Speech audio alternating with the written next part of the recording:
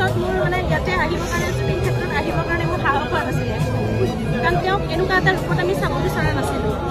আজি গোটেই অসম গোটেই পৃথিৱীয়ে কান্দি আছে, কিন্তু চৰকাৰ এতিয়াও চকু মুজি বহি আছে। তেওঁলোকৰ দিমাগত কি চলি আছে আমি নাজানো, কিন্তু তেওঁলোকক আমি এটাই কথা ক'ব বিচাৰোঁ, মই মোৰ ফালৰ পৰা এটা কথা ক'ব বিচাৰোঁ যে তেখেতে এতিয়া এনেকৈ বহি থাকিলে নহ'ব। এমাহ পাৰ হৈ গ'ল, আমি চালোঁ তেওঁলোকে কি কৰে কি নকৰে, কিন্তু এতিয়া আৰু আমি ৰৈ নাথাকোঁ, কাৰণ জনতা এতিয়া একেলগে আছে, হিন্দু মুছলিম সকলো, ঈদ শিখ ইছাই সকলো একেলগে হৈ আছে।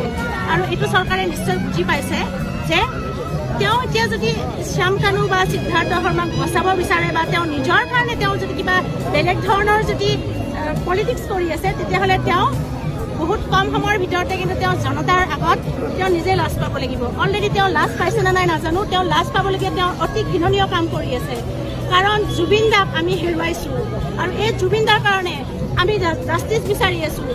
মই আজি মোৰ বাচ্ছা এৰি পেলাই মই আহিম, যদি জুবিন দাৰ কাৰণে মই ন্যায়ৰ কাৰণে মই যদি ৰাস্তাত ওলাই আহিব লাগে, মই চৰকাৰৰ বিৰুদ্ধে যদি মই মাত মাতিব লাগে, মই মাত মাতিম। মই সেইখিনি মোৰ সাহস আছে আৰু মই জানো ইয়াতে থকা ভাই ভনীসকল সকলোৱে আহিব, সকলোৱে ওলাই আহিছে কাৰ কাৰণে? অকল জুবিন দাৰ কাৰণে। আৰু সেইকাৰণে মই চৰকাৰক অনুৰোধ জনাইছোঁ যে অতি কম সময়ৰ ভিতৰত, কম দিনৰ ভিতৰত যাতে আমাৰ জুবিন দাক ন্যায় দিয়ে।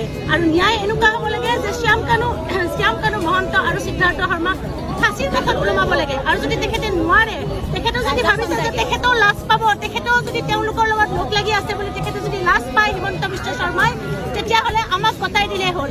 আমি কি কৰিম, আমাৰ ৰাইজে কি কৰিব আমি ভালদৰে জানো। গতিকে আমাক যেনেকৈ নহওক আমাক জাষ্টিচ লাগে।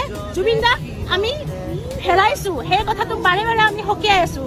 ডক্টৰ হিমন্ত বিশ্ব শৰ্মা, আপোনাক বাৰে বাৰে সকীয়াই থকা হৈছে যে আমি জুবিন দাক আমি হেৰুৱাইছোঁ, অসমৰ সন্তানক হেৰুৱাইছোঁ, অসমৰ